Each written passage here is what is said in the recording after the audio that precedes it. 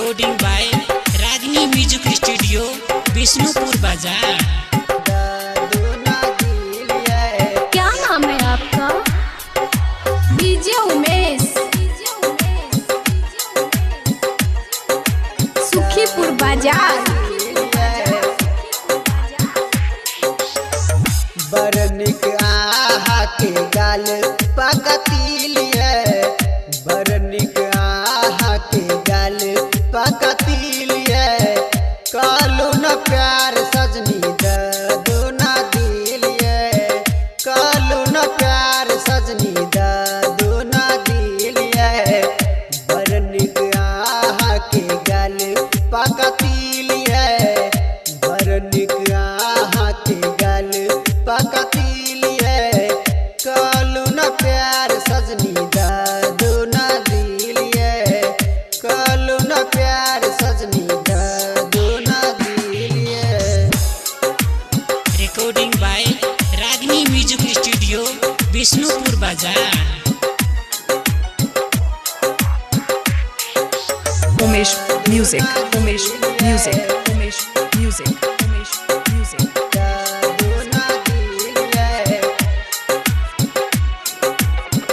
काका सिंगार सजनी मारे छी मुस्कानिए, नीला का नजर हमरा बन जाओ आशा के जानिए, बन जाओ आशा के जानिए।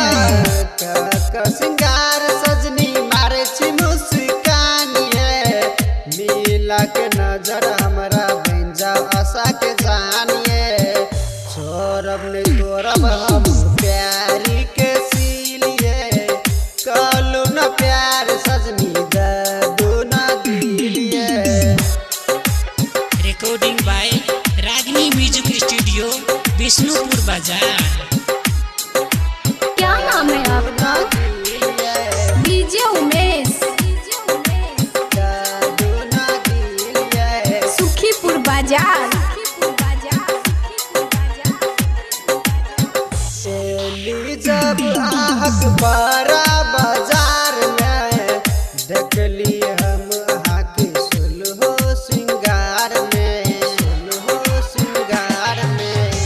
एली जब आहक बड़ा बाजार में, देखली हम अहाँ के सुलहो श्रृंगार में। देखी के तरसे मन पेली जब साइकिल सा, कालू न प्यार सजनी दो न दिलिए।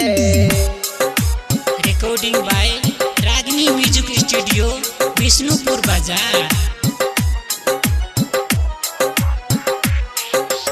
Umesh Music, Umesh Music, Umesh Music, Umesh Music. दो न दिलिए।